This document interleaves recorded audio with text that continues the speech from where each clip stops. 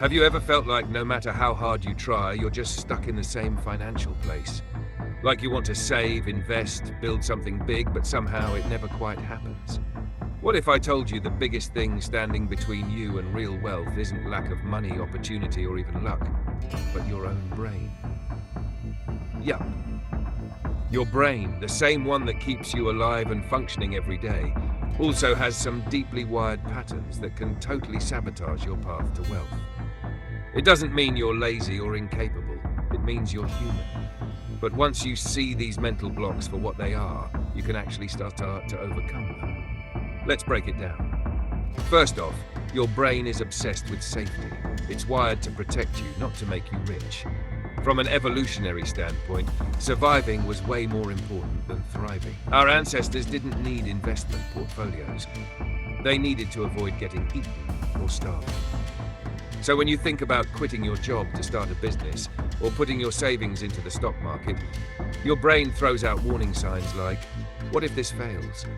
What if you lose everything? Or just stay where it's safe? This is called loss aversion.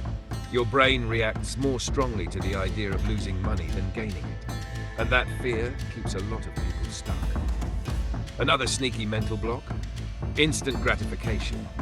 Your brain loves quick rewards. That's why it feels way better to order takeout than to cook at home or to buy those new shoes instead of putting money into your emergency fund. The problem is getting rich usually involves delaying gratification. Saving, investing, saying no to stuff now so you can say yes to bigger things later. But if you're not aware of this wiring, you'll keep chasing short-term highs and missing out on long-term gains.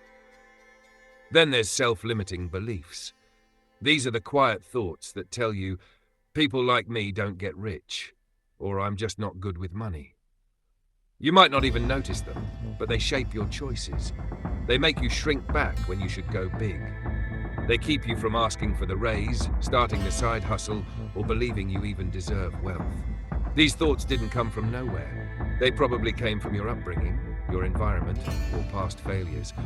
But just because you learned them doesn't mean they're true. So what can you do about all this? First, become aware. Start paying attention to your thoughts and behaviors around money. Notice when you're playing it safe out of fear, or when you're choosing comfort over growth. Awareness is the first and most powerful step. Next, retrain your brain. That might sound impossible, but it's actually doable. Your brain is surprisingly adaptable. Start feeding it new beliefs. I'm capable of learning about money. I can handle risk responsibly. Wealth is something I can build, not something that only happens to others. Read books about money. Listen to podcasts. Follow people who've walked the path you want to take. Little by little, your mindset will shift. Also, build better habits. Set up automatic savings. Track your spending. Create a budget that actually fits your life, not one that makes you miserable.